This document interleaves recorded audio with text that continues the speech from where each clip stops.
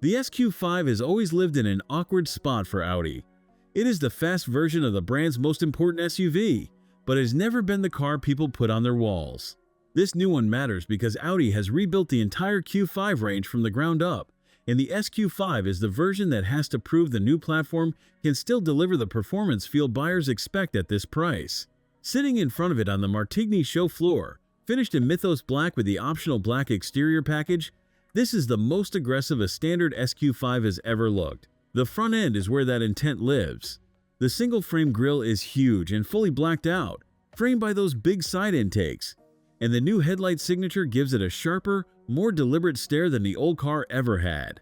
You sit in it and you immediately understand that Audi wanted this to read as a performance product before you ever see the badge. Around the side, the proportions are familiar, but the detailing is cleaner. At the back, the full-width light bar connects the two clusters, and the four exhaust tips are real, not decorative trim.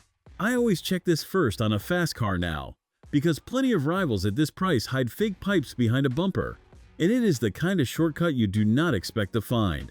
Under the skin, this is built on Audi's premium platform combustion, the same architecture that underpins the regular Q5 and the new S5. That sharing is worth being honest about, because the cheaper Q5 starts from the same base.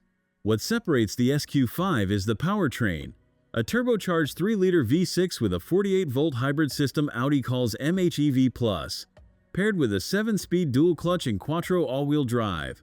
The engine makes 362 horsepower and 406 pound-feet of torque.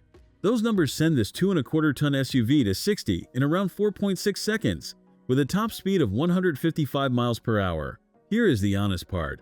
Reviewers who have driven it agree the V6 is quick, but not especially exciting, missing some of the drama the engine should have. That is a fair criticism. What softens it is that almost every SQ5 will spend its life as a fast family car, and in that role, the smoothness and the easy hybrid assist around town are genuinely better suited to daily use than a peakier rival would be. If breakdowns like this help you sort the noise from the substance, subscribe so you catch the next one. Inside is where the new Q5 family has changed the most. The dashboard is dominated by a curved panel housing the digital cockpit and the central touchscreen, with a separate passenger display available on the far side. It looks modern, and it is genuinely well built in the places your hands land. The flat-bottomed sport wheel feels right, and I will point out that the physical steering wheel controls on this car confirm it is the updated version, because the early cars used touch capacitive buttons that owners did not love. The one fair complaint, and the show floor confirms it, is that for a car costing this much, there is more hard plastic lower in the cabin than you would expect. Audi offsets it with Alcantara across the dash and door tops, which is where you actually touch. The back seat is better than the sloped roofline suggests. Headroom and knee room are both fine for adults. There are vents and USB-C ports for rear passengers, and the bench splits and folds when you need it. The boot is where this body style earns its keep. With the seats up, you get around 25.9 cubic feet, and folding them opens up to roughly 54.